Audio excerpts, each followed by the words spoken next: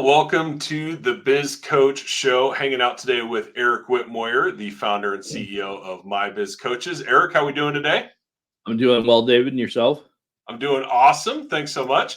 And if it's your first time joining us, basically the show is all about business coaching. So whether you're a business coach, thinking about becoming a business coach, or just looking for some tips to take your coaching business to the next level, really that's what the show is all about. And before we dive into our topic today, Eric, you've got kind of a new focus, let's call it, for My Biz Coaches. And would love it if you could unpack that a little bit for us today. Yeah, absolutely. So I'm going to read our new elevator pitch. That's what I'm going to call it. So at My Biz Coaches, we're building a community of professionals who serve companies from solopreneurs to multi-billion-dollar operations, who work together in a collaborative effort to help clients through various phases of their business evolution. We've created an ecosystem that allows professionals to enhance their marketing solutions, effortlessly introduce new products and services, and provide coaching strategies to scale their professional services business. Awesome. So, Eric, what's the reason for that shift in focus?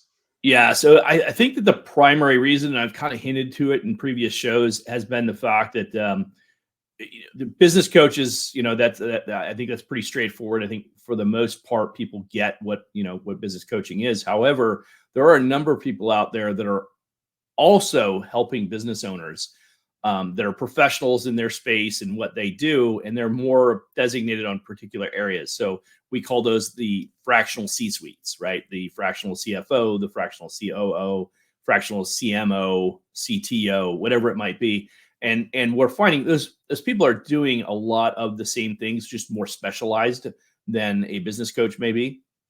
And so to that point, we wanted to be inclusive of that group, because that really reflects what our focus and our mission for our coaches is to help them bring these people together in that collaborative environment, that community that we talked about, to help the business owner, right? And so we've talked about a number of different ways that we believe that we're going to do that. And what we're going to start introducing different solutions that we're offering through the program that we've created. And it's really kind of an extension of, or even amalgamation of my 5 years of doing this coaching and learning all the challenges that I stumbled through, learning from other coaches, as we've had others on here like Erica and other coaches that have been part of our call, even other professionals that serve companies, right? That we've learned from them, their challenges, their frustrations with growing their business, and how they've scaled and how they serve their clients. And so what we're doing is we're creating that ecosystem that actually solves a number of those problems that you may run into. And we'll talk a little bit about that, in other shows as well. But I want to continue to emulate, and I hope people understand, if you don't see yourself as a coach, but you do work with those companies, executives, business owners, right? Then we're talking to you. We believe we can help you. We know that we can help you.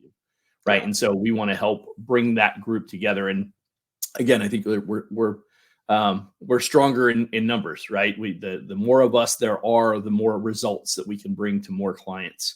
And that's kind of why we want to create this community. That's why we're creating this community, I should say.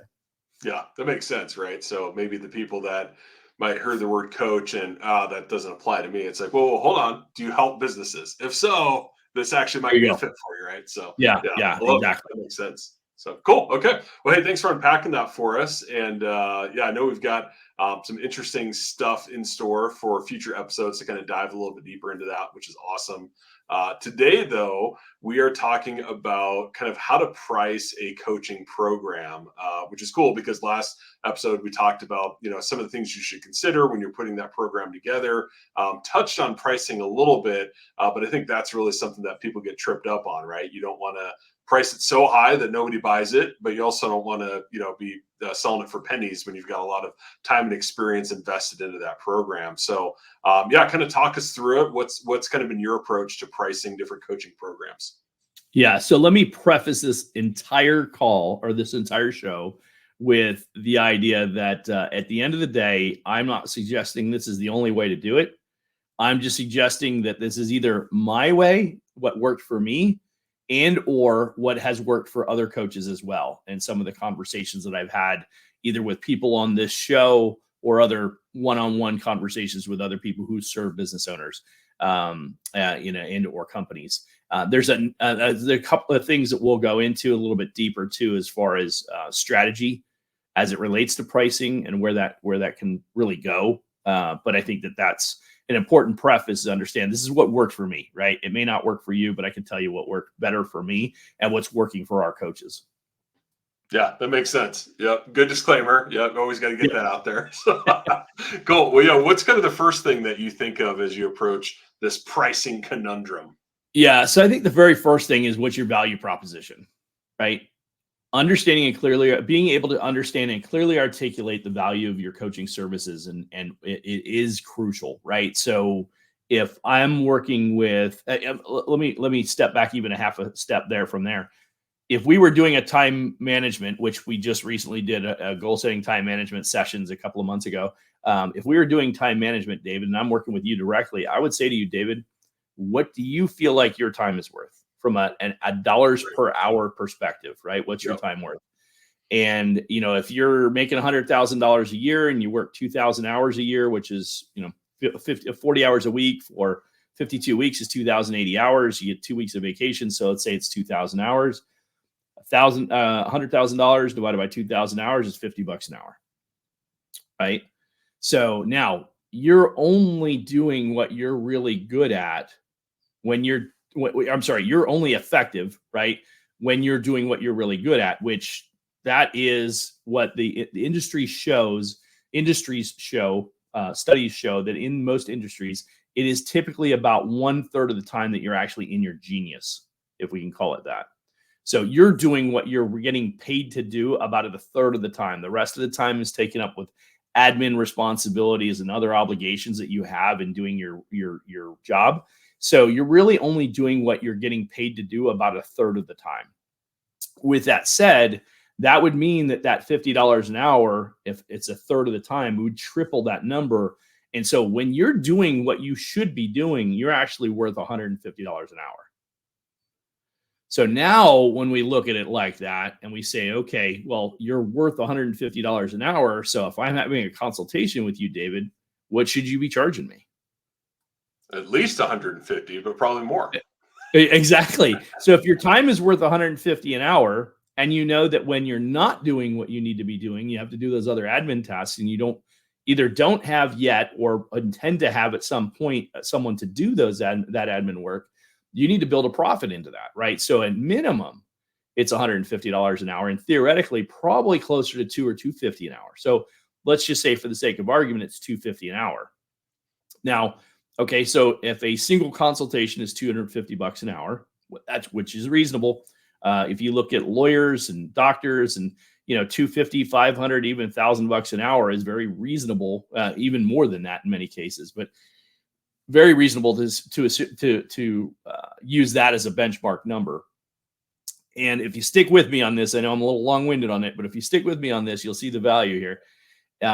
If you're charging $250 an hour, and let's just say, for the sake of argument, David, that we agree that your engagement with me is going to take place once a week for an hour over the course of 30 days. Well, that's 4 hours, right? It's an hour a week for 4 weeks. That's 4 hours, $250 an hour. You're going to charge me $1,000 a month. Yeah, makes sense. Right. So, and you will, that's not a very, it's not uncommon at all to hear people price at about $1,000, $1,500, $2,500 a month. And again, that's, how they came up with that is, this is what my rate is per hour, right? When I'm doing what I'm getting paid to do. Now there's some pre-work in that. There's some follow-up work on that. But, at the end of the day, when I'm doing what I should be doing, I got to build in my profits as well. So again, $1,000 a month for 1 hour sessions with me. And that's typically how we price. Now, to be clear, that is not the pricing that I would share with my clients. I did do that in the beginning. Yeah. And I will tell you that that's counterintuitive, and I'll explain as we get a little bit deeper here. But the reality is that's not ideal. First reason being is that that's the math that goes into that, right? Yeah. That value proposition. If I know what my time is worth, And again, remember that was based on $100,000 a year. Right. Yeah. If you want to make more than that, or you're used to making more than that, you got to go north of that number. If you're used to making $250,000 a year, then you need to 2.5x that number, which means now instead of $1,000 a month, you should be charging $2,500 a month. Yep. Absolutely. And if you need to charge $2,500 a month or $30,000 a year for your coaching engagement, you need to be targeting a client that can afford, has disposable income of $30,000 that is not directly attributable to some type of return in the business, directly attributable.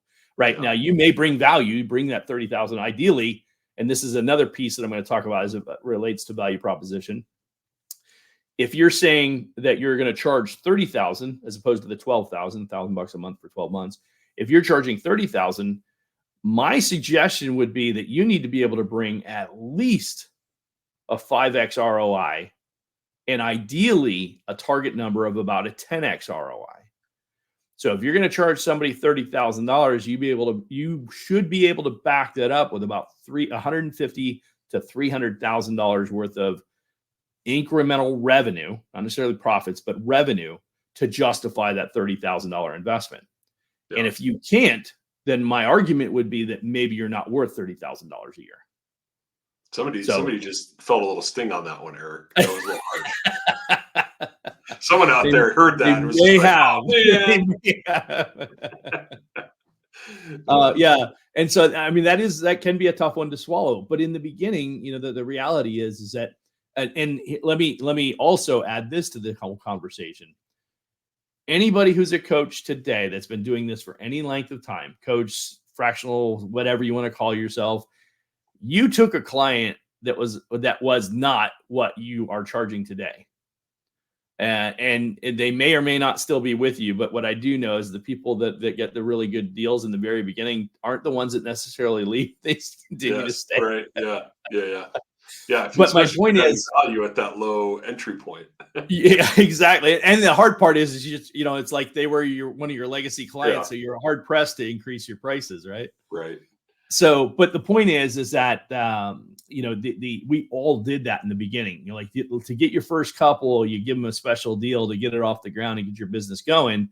And in retrospect, it's actually a terrible thing to do, but we all did it. Right. Yeah. So, and those of us who are still doing it, we survived. So it's not the end of the world. You may end up doing it. You may find that you need to want to do it to get to build that momentum. And it's not the end of the world, but just know that, it's not ideal. And if you stick to your strategy, how to your value proposition, right? So again, going back to what do I want to make? What does that equate to per hour? How many hours am I going to give up in return? Build in your profit and come up with a pricing number. Yeah. So I think what you're alluding to there makes a lot of sense too, that the number you start with isn't going to be your number forever, right? In fact, it shouldn't be, because, absolutely, first of all, you're going to be getting better, right? And you should be producing better results over time. So gradually, every, year you would know better, but every year, maybe there's an increase, or you decide, man, these people that pay more tend to be better clients, right? And so maybe I only want to work with people at a certain dollar point or dollar amount or commitment level, right? Maybe I just want people that will only do the 30,000, right? So give me a year of commitment. That's the people I want to work with. And so you'll refine that over time and increase over time. I think that's very normal. Absolutely. And that is very accurate, David. To your point, today, I have clients that pay upwards of, I have had clients pay upwards of $5,000 a month for services. Yeah. Right. And again, to justify that, I've got to bring a 5 to a 10x ROI to justify that and actually have the client see the value in what they're paying for. Yeah. So now, we can get into a whole nother series of conversations. It's probably another conversation for another day, but it's like, if you're in a turnaround mode, that might be a different scenario, right? Whereas if you're in a growth phase, that's yet another scenario in and of itself. If you're in a startup phase, that's another scenario. Yeah. Those all might be contingencies on how you set your pricing, right? May all be factors. But so the piece that I really want to get to, though, is we kind of talk through the value proposition. You got this initial dollar amount in your head, but what you position to your client needs to have needs to be positioned with tangible outcomes. So the mistake that I made in the beginning, I took some guidance from an individual or a group of people that I when I got started, I wanted some guidance, and they kind of gave me that $1,000 a month benchmark, and I'm like, okay, great, that makes sense. That's a good number. I like that. It's easy for me to track. However, the conversation sounded something like, okay, well, my services are $1,000 a month. And what would be, David, what's your very initial response to that concept is, if I tell you my rate's $1,000 a month, what would be the very first thing you're going to come back and say? Well, I'd ask, what do I get for that? That's usually what I would ask. Yeah. What am I getting for that? Right. Yeah. And then the follow-up conversation is likely going to be, for how long? Yes. Yep. Right. Yeah. So like what forever, am I getting for like 6 months? Exactly. Right. Yeah. So what we identified, and David, you played an integral role in helping me kind of work through that as we recognized there was an opportunity there, was people want a tangible outcome and they want a defined timeline. I'm going to pay this much for what period of time. Right. And so having that defined timeline and being able to tie back and say, okay, I know it's going to be, I'm going to pay this dollar amount for this long. So I said earlier, $2,500 a month. I would position it as, I'm going to charge $30,000 for the year. Now, I don't have annual contracts per se, because I'll let somebody out earlier. If the relationship's not working for whatever reason, I'd be happy to move on. There's a number of different reasons why it might not be working out. But generally speaking, it's not necessarily because my services aren't working. It's usually because they're not being implemented.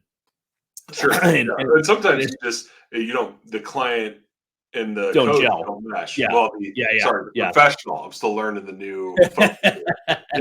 And sometimes there's just a different approach or communication or personality, and those things happen for sure. Yeah. Absolutely. Yeah. And that's, I think that's even more important, when you're going through the process, is that you want to vet that. You want to be clear on what the client, you mentioned earlier, a client that pays more may very well be more vested, right? Yeah. And if that's super important to you, which realistically it probably should be, harder to identify in the beginning when you're getting your business going, you're just trying to bring some revenue in. But once you've got a good feel for who you're looking for, that does become an integral part of your decision-making process of who you choose to work with, because you don't want to work with somebody, it's like the whole, you can lead the horse to water, but you can't make him drink, right? It's like, I can show you what to do, but if you're not going to implement it, then you're wasting my time. You're wasting your money. I'm wasting my time, right? Nobody's happy. That's not a good relationship. So go ahead. I was just say, and even another aspect of that from the professional helping the business from their perspective, and I'm sure you'll resonate with you, is would I rather work with 10 clients, 5 I really like and 5 I don't like as much, they're kind of a pain or whatever, or 3 and make the same amount of money, but they're 3 that are really bought in, they listen to the recommendations, right? If I'm going to make the same amount, I'd much rather work with 3 amazing clients that I have a great relationship with, right? And that's, and you get there by raising your prices over time, right? To where you can make it work with just those 3 clients. Right. And an added piece to that, David, great point, is that you'll also get better reviews. Yes. Yeah. Very true. Right. Yeah. You're right. And which is what works in our business for generating new clients. Yeah. Getting good reviews from existing clients is how you get new clients. Yeah. So, or one of the ways, right? So having a tangible outcome, specifically what you can expect. And so I think that's another piece as we do an assessment with a client is, here are the things that we're going to work with you on, whether that's your finances or your marketing strategy, your sales process, or whatever it is, and clearly identifying what are the areas of opportunity that you're going to focus on during that period of time. So for instance, David, if you and I were engaged to work together and we identify that marketing, sales, and access to capital were 3 primary areas that you really needed to make sure you shore up. Now, by the way, if we engage for a year, we could probably only realistically work on 3 things over the course of that year. Yeah. To do more really than move them to really make a significant impact, right? 3 is the max. Ideally, I would recommend 1 or 2 in the year. Yep. And because we do have multiple levels of engagement, meaning we have different thresholds of time, when we changed our pricing, we changed to a 3-month package, a 6-month package, and a 1-year package. And the only reason we even introduced the 3-month package was literally to bring it down to a price point that somebody could say, okay, for $2,500 for 3 months, I can see if I feel like this relationship is going to work and I'm going to get value out of this experience. Yeah. It's a way for them to put their toe in the water without having to jump all the way in. You know what I mean? Yep. So, but realistically, 6 to 12 months is the ideal timeline because it takes it, in my opinion, having turned around, having changed, having launched markets, companies, it takes at minimum of 3 months to really entrench a change. Yeah. Right. And this goes back to the idea that it takes 30 days to build 21 days to build a habit. Yeah. But studies actually show it takes closer to 67 days to build a habit. And that's because of the fact that we don't do it every day, right? For an extended period of time, right? So if you introduce something new, it's going to take weeks before you actually are doing it daily. Yeah. Right. And then doing it daily for a minimum of 30 to 45 days is when you're going to begin to see the benefit from that. So let's say it takes you 3 weeks to get to the point where you're doing it daily because you're just not going to do it daily right out of the gate, right? And then it takes you another 30 to 45 days to really entrench that as a routine, and you're actually doing it effectively, not just going through the motions. Doing it well. Right. Actually executing it in an effective manner. So now you take those 3 weeks plus those 45 days, and you're at 60 some odd days, right? Yeah. So that you couldn't even assess the results of something that I might have implemented in your business for at least 90 days. Right. Yep. To get a clear indication of whether or not it's even giving you an impact. Now, there are certain things you could do that immediately would make an impact, but again, you may get an impact for a short period of time. But as soon as you slip off that practice that you're doing, the first time, all the reward immediately starts waning again, right? And you start losing it all. So, Eric, as you're saying this, okay, to call me crazy, but I'm hearing something from your book actually that applies both in personal but also with business, which is that breakthrough goal, right? So in your book, Success with Goals, you talk about that is, it's great to have all these goals, but you need to identify what is the number one most important breakthrough goal and focus pretty heavily on that for that year, right? So is that kind of the same concept? Absolutely. Yeah. And step number 4 is your number one breakthrough goal. And what we find is typically when you really hone in on one specific thing, and it's often the most heavily weighted, meaning it'll have the biggest impact on your business or your personal life or whatever the case may be for that period of time. So if you really hone in on that and you get that one dialed in, what we find is the 2 other things that we wanted to implement or get results in actually the residual effect plays out, because the success of getting really dialed in on that one thing and executing it at a super high level, the results spill over into other categories, right? Even if it's not perfect, it doesn't, but here's what happens. You try and do 5 different categories, you don't get any execution on any of them, and none of them get results. Yeah, we've seen that. We've lived that. Yeah. and the irony, I can say that because I remember for years I argued extensively with my direct supervisor, and I was like, I can do more than one thing. I do more than one thing. He's like, I'm sure you can. The problem is the vast majority of people that work for you cannot. Yes, right. And that's where the issue becomes. Was when you're talking about an organization, you're talking about a number of people, whether it's 5 people or 50 people or 500 people. You can't make all those people execute at the level that you might be able to. So even if you're the 1%er or the 5%er that can do multiple things and get results in other areas, the vast majority of the people in your organization cannot. Yeah. And so to get the, it's it sounds bad, but manage the lowest common multiple, right? Yeah. Yeah. So make it so that anybody can get a 20% lift in their execution of this particular category, focus, whatever it might be. Yeah, it's funny you say that. I've started over the last probably 2 years more and more incorporating a phrase when we talk about outcomes of learning, which is a big thing in my world. And what I use a lot is immediate and sustained, right? And if you want something to change immediately, but you want it sustained, right? Long-term impact, then that's going to take a very strong focus for an extended period of time, right? You're not going to fix it in a day. You're not going to turn your company around in a day. But if you pick one thing, you keep focusing on it, you can see an immediate improvement and you can see a sustained improvement, but you can't do it on more than one, maybe two, depending on what it is. Absolutely. 100%.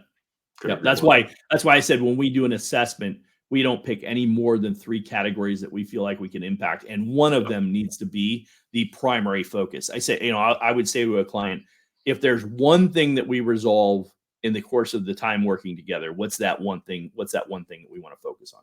Yeah. Yep. Right. And if we win at that, let's just say, for instance, we move our conversion ratio from your current rate of 10% to let's just say 15%, a 50% increase in conversion ratio, which, depending on the business, may be unheard of, but let's just say for the sake of argument that was the case. You and I, David, have been in that environment where we've moved a conversion ratio by 50%, right? Gone from 10 to 50%. And you can do that in a year, depending on the business, depending on the strategy, and depending on the execution. But it all comes down to concerted effort over an extended period of time, and let that play out over that extended period of time. And if you do that, what you often find is the compounding effect not only impacts that primary category, that primary metric that you're focused on, but it also spills over into 2 or 3 other ancillary categories that it impacts. Right. And that's the part that's where you can go to 2 or 3 categories that you may focus on, but one has to be the number one breakthrough focus, because without clearly identifying that, there's a good chance that you fall short of the client's expectations, and that's where you lose your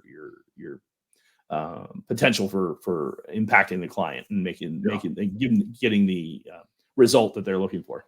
Right. Yeah. Absolutely. Well, cool. What other advice do you have? Yeah, I was going to say, so to really kind of tie up value proposition, right? You start with that dollar amount that we talked about. What's your time worth? Clearly identify that dollar amount, and then make sure that you very clearly identify what it is, what's the tangible outcome in a defined timeline. Yeah. Right. Those are the 3 most important things you really have to dial in. And so that you're getting paid what you feel like you're worth. You're providing them an outcome that they can expect to see, right? That number one breakthrough goal is a reference point, as you mentioned in the book. But what's that one thing, and how long will it take me to see the results? And like I've said before, if you as a professional who serves a company try and promise something less than 90 days, I can get you a short pop in sales depending on exactly what you want to do. But the reality is you want sustained results, right? Yeah. It's going to take us a minimum of 90 days engagement, and realistically 6 months to see that play out. And I can't guarantee that after 6 months, 9, 12 months down the road, it doesn't start waning and regressing, because it is not really fully entrenched. Yeah. So makes sense. Moving on, the next piece would be then market positioning, making sure that your pricing strategy is relevant within the industry, within the market as a whole. So kind of comparing and contrasting against other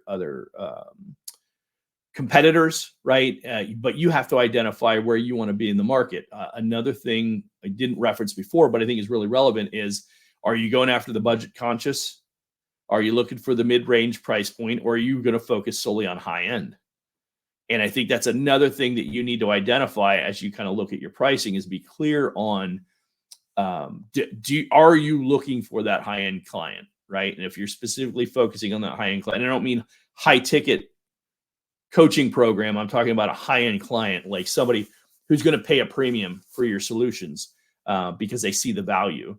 Whereas you have the smaller business who just doesn't have the budget. They are, in fact, budget conscious. And so in which case that's a different play, right? That's a volume play as opposed to, and you're probably going to use more things like group coaching rather than one-on-one coaching solutions. So you have to kind of factor that into your pricing strategy. So looking hard at your competitive landscape and being clear on who else is out there, what are they doing? And now I'm not saying that you change your prices based on that, but be clear on what's out there so that you can, for lack of a better term, sell against it. Yeah. Yeah, right? feature your value more prominently against the competitor for sure. Exactly. So for instance, if somebody says, well, I can get coaching for $97 a month. Well, yeah, you're right. You can get coaching from us even for $97 a month. And it is a once a week within a group of people. It could be as many as 15 or 20 people in that group. And they get to ask a handful of questions, but to really get into the specifics of that particular company or that particular individual and the needs that they may have may not be quite as deep. But if that's all you can afford, at least it's a start and it gives you an option to get started. But that is completely different than somebody who's coming to me with a very clear, hey, I'm at $1.5 million. I want to get to 5 million. The thing that we have acknowledged is the big gap is our ability to convert or bring in enough leads to be able to scale to that level. Right. Yeah. And so there's the two things we focus on. How do we, one, improve the conversion ratio? And then two, how do we get enough people that we're talking to get the conversion ratio at that level we need to be at? Awesome. Any other advice or tips on determining your pricing? Yeah, I'd say, just the other thing, what are your cost factors? Like we've talked about time, and when you're small, you're a single operator. If you have overhead, you got to factor that in. If you have cost of a team, you got to factor that in. So consider that. So we talked about, $50 an hour, multiply that by 3, $150 an hour, and then put a profit on that. Well, maybe it's not $250, maybe it's $300 an hour, right? And I'm clear with that because I've got to pay for my admin or, whatever that looks like, you got to factor in. And now based on the fact that I can carry, let's say, 10 clients at $1,500 a month, well, that's $15,000 a month. Does that give me the salary that I'm trying to attain and be able to allow me to pay for whatever overhead that I have? Yeah. Whether that's an office or software that I'm using or whatever things are there. Yeah. And then, there's one other piece that I'm going to throw out there. It might be a little interesting. Psychological pricing. Yeah. Is the number that I'm offering, it's like ending in 99, ending in 97, ending in 90, whatever. I mean, there's things about that. It's like by being at 99, you're not 300, you're 299. So it's less than $300. Right. Slight nuance, but there's a lot that goes into that, right? There's that. The reason that those numbers exist is because there's a lot that goes into that. Bundled pricing, tier pricing are all factors that you would consider as well. If you offer additional services or programs that you want to throw in, you could package that in with your pricing and give a better perceived value for the price. So I think that that's something to consider. And then I think the last thing I would probably throw in there is flexibility. Now, what I'm saying with that is that you don't have to, you should not be making a different price for everybody, but certain clients may warrant different packages. So as a coach, you should have a good, better, best, and that's it. As far as what your advertised pricing is. Now, you may go beyond that. You may adjust accordingly based on specific needs and things like that. But the reality is that you need to be flexible with that as well, because you may find over time either leads to more business or it creates more opportunity for you to scale the business or whatever, because you're willing to work with a client. I mean, for instance, you could always offer a lower front end to get a piece of the back end results. I mean, that's my first clients. That was one we did, is we actually took very little in the front end. And the idea was based on the performance that we did. So if we increase sales by X, we would get a percentage of that X that increase. Yeah.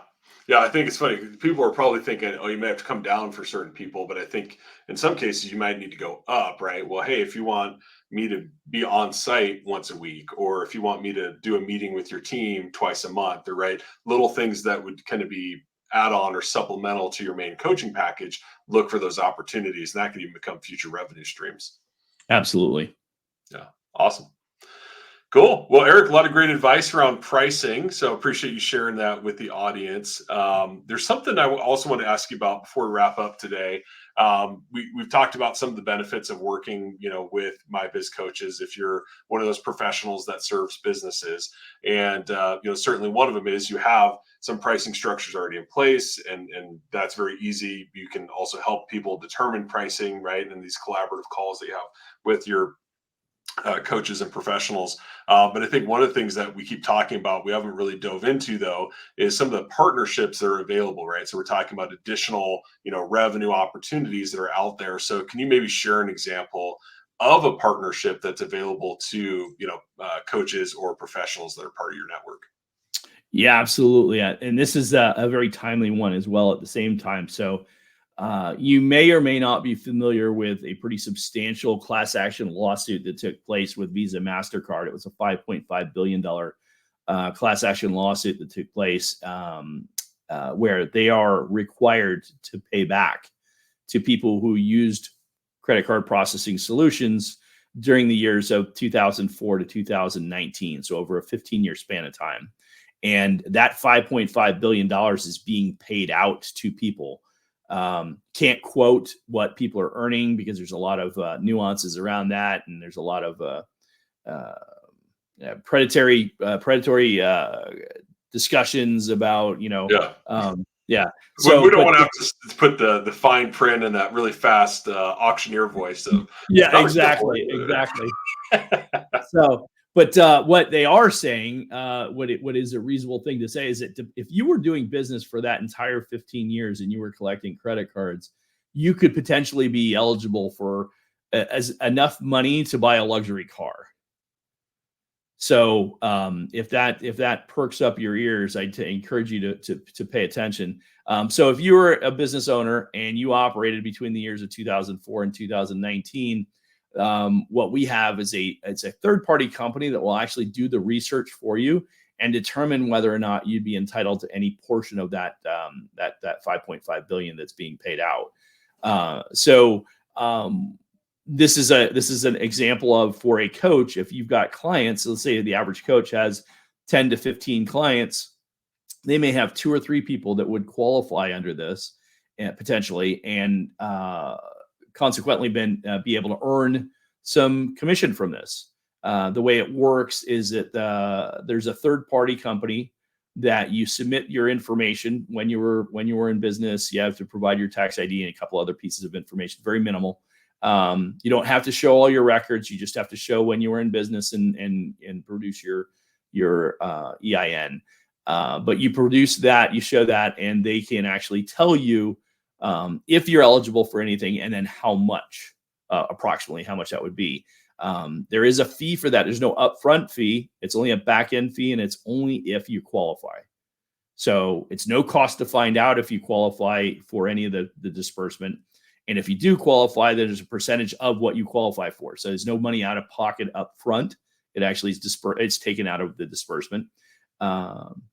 So great opportunity to kind of consider that. And if you're a coach today and you're looking for clients, most clients take credit cards. So the reality is that one way that you could generate new potential business is you could lead with this. We actually have an entire email marketing strategy that you could send out to potential clients and say, hey, by the way, maybe we've spoken before, maybe we met somewhere in a networking group, but I happen to be familiar with this program. And if you've been operating during this period of time, you may be eligible. Let's talk. And it's a simple 1-page submission. It's a little bit of data they have to provide, and they can figure out, and they'll find out for you. And then you go through the process. So we have that program already in place. Anybody who decides to partner with us can take advantage of this partnership that we've created. This is one of 76 different partnerships that we've developed over the last 5 years that a business professional who works with companies could actually take advantage of. So, if that sounds interesting to you, we encourage you to look in the show notes. When this goes live, that information will be there, but there's some specifics in the piece that I have to share. I do have to acknowledge that you don't have to use this third-party company. You can actually go directly through, but it does require quite a bit more detail. So if you want something simple and you want somebody to just do it for you, and if you qualify, great. If you don't, no big deal. Then that's might be a better way for you to do it. Yeah. Awesome. But this is what we're presenting to our clients today, and we have a number of clients. By the way, the deadline to file the claim is May 31st, 2024. Perfect. Cool. Well, yeah, great example, right? And you talk about that all the time. You have these professionals that are out there and they're kind of, doing their own thing. A lot of lone wolves, a lot of solopreneurs running their coaching business or service for other businesses. It's going to take a while to get my head around that. But yeah, and they may not be aware of programs like this or partnerships like this that are out there. And I feel like that number of partners you have is growing every time we record an episode. So a lot of different ways that you can provide value to your clients and other ways that you can make money as well as a professional serving other businesses. So yeah, and to be clear, these are all partners that we worked closely with and vetted. Yeah. So we know, and like during the ERC tax credit, I worked with a couple of different vendor solutions and got burned by a few of them. So I learned my lesson. I'm like, I want to make sure that they're on the up and up before I introduce other people to them. Yeah. Yeah, no, for sure. Yeah. Again, kind of, avoid those hard lessons starting your coaching business. Same thing. Avoid those hard lessons and difficulties of finding a good partner. So yeah, absolutely. Good stuff. Cool. Well, hey, if you're not already subscribed to the show, be sure to do that. Subscribe to the channel, and we are always putting out new stuff. Also, Eric has a new newsletter that's out, which is the Biz Coach's Edge. You can find that on LinkedIn, so definitely check that out. Subscribe. Information, tips, advice for business coaches or people that are thinking about becoming coaches. And hey, if you're thinking about becoming a coach, then scan the QR code and learn more, connect with Eric or somebody on his team, kind of learn more, see if business coaching or serving businesses might be a fit for you. And very easy, quick conversation, no obligation, no cost, just a conversation to see if it's a fit for you and joining the My Biz Coaches Network. So anything else, Eric, that you want to throw out there before we wrap up today? That'll do it. Okay, awesome. Well, as always, Eric, great hanging out with you. And to our audience, thanks for joining us for another episode. We'll see you on the next one.